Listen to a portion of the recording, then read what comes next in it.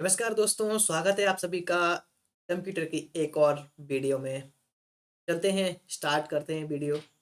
इसमें आज हम जानेंगे कंप्यूटर सिस्टम के बेसिक इंफॉर्मेशन के बारे में और कंप्यूटर सिस्टम के मोस्ट कंपोनेंट जो यूज़ होते हैं सबसे ज़्यादा, क्योंकि जिनके बिना हम कंप्यूटर सिस्टम का निर्माण नहीं कर सकते।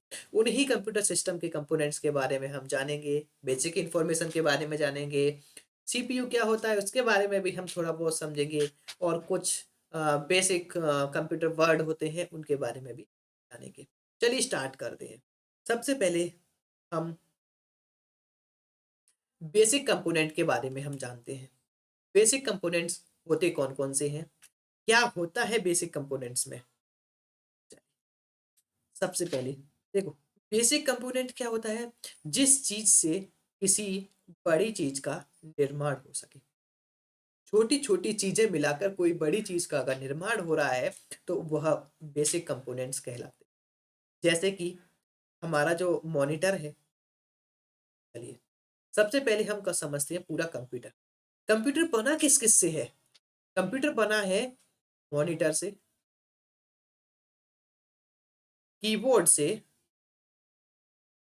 माउस से और एक साइड में सीपीयू होता है। इन सभी चीज़ों से मिलकर ही हमारा क्या है, एक कंप्यूटर सिस्टम का निर्माण होता है।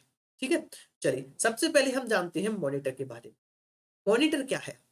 Monitor is a output device. यह एक आउटपुट डिवाइस है, ठीक है? क्या है? एक आउटपुट डिवाइस है जिसके द्वारा हम जो भी कंप्यूटर में वर्क करते हैं, रियल टाइम में हम उसे देख सकते हैं।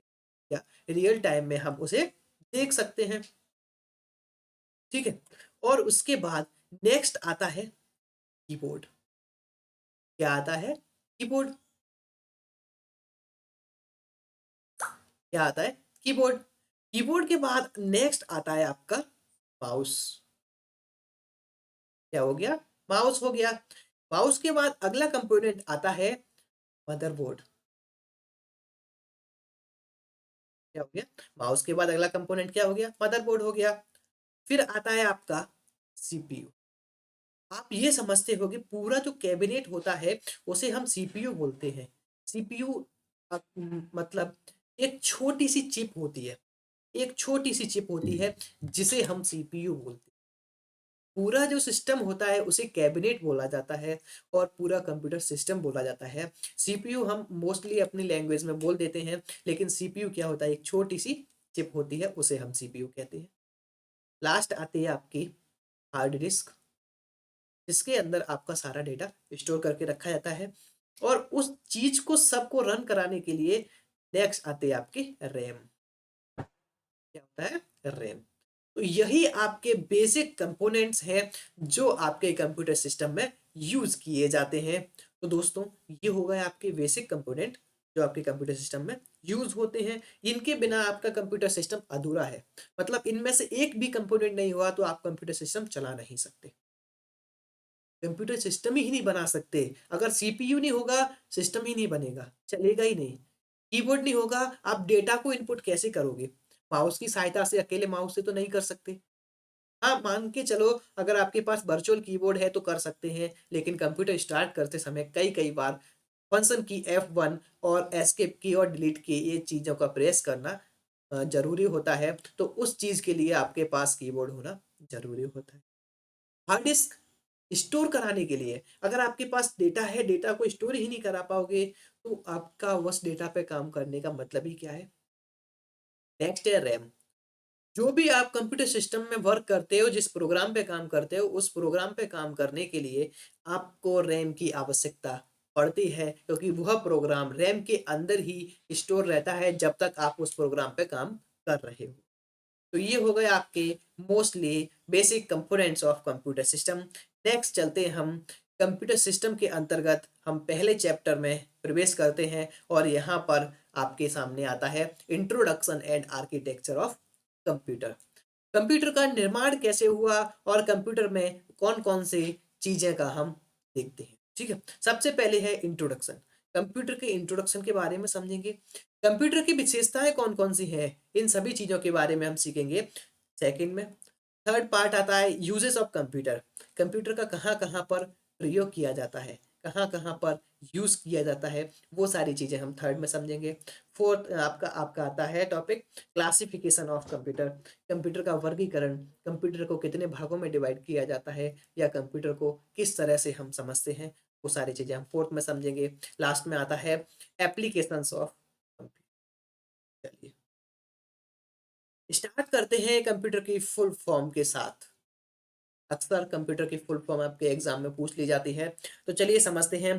कॉमनली ऑपरेटेड मशीन, आमतौर पर जिस मशीन का प्रयोग किया जाता है, जिस मशीन का यूज किया जाता है, किस चीज के लिए, डेटा को स्टोर कराने के लिए, टीचिंग के लिए, एजुकेशन के लिए या रिसर्च के लिए या टेक्नोलॉजी के लिए, तो उसी डिवाइस को हम क्या कहते हैं, कंप्यूटर कहते हैं। Commonly operated machine which is particularly used for teaching education and research. ठीक है, चलिए आगे बढ़ते हैं।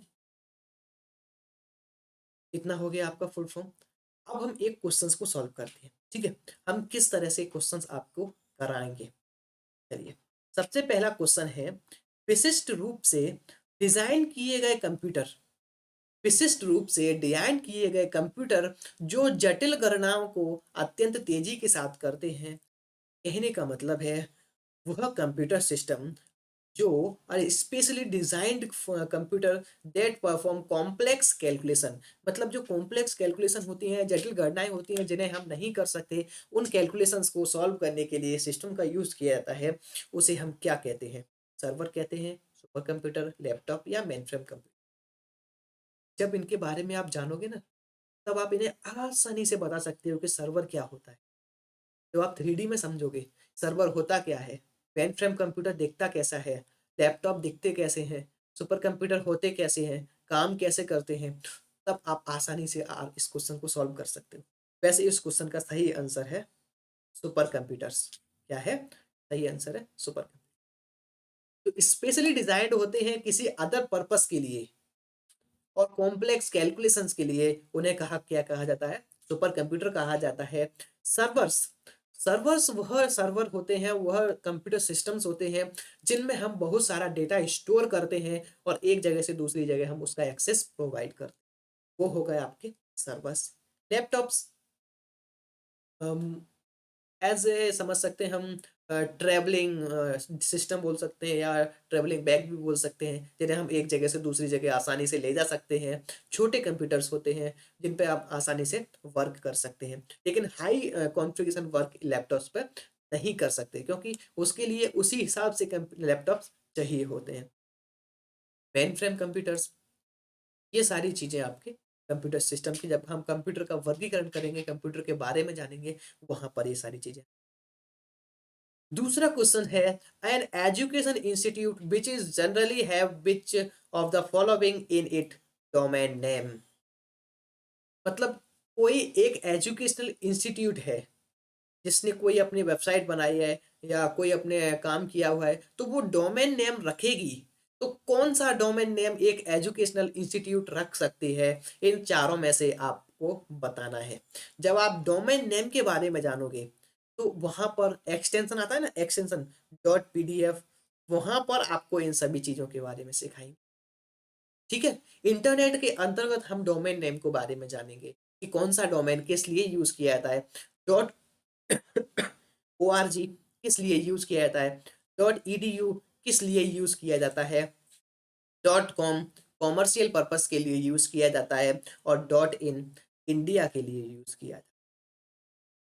ठीक है, .org किसी संस्थान के लिए अगर यूज करना है तो वहां यूज करेंगे, लेकिन यहाँ पर एजुकेशनल संस्थान है तो हम क्या यूज करेंगे, .edu यूज करेंगे। ठीक है, क्या आंसर हो गया, .education। जो भी मैं आपको पढ़ाऊंगा इसकी बाइलिंगुअल पीडीएफ आपको मिलेंगी। बाइलिंगुअल पीडीएफ कहाँ मिलेंगी, ये सब आपको डिस्क्रिप्शन में पीडीएफ की लिंक मिल जाएगी, वहां से आप जाकर डाउनलोड कर सकते हैं। ठीक है, कहाँ से, डिस्क्रिप्शन में आपको लिंक मिल जाएगी, वहां से आप जाकर पीडीएफ फाइल को डाउनलोड कर सकते हैं। और इसके साथ साथ अगर आप ई बुक भी डाउनलोड करना चाहते हैं तो ई बुक की लिंक भी आपको डिस्क्रिप्शन में मिल जाएगी। मिलते हैं अगली क्लास में, तब तक आप पढ़िए और अगली क्लास में हम कंप्यूटर सिस्टम का कंप्लीट इंट्रोडक्शन मतलब कंप्यूटर फर्स्ट चैप्टर हम कंप्लीट कर देंगे। चलिए, जय हिंद दोस्तों, राधे राधे।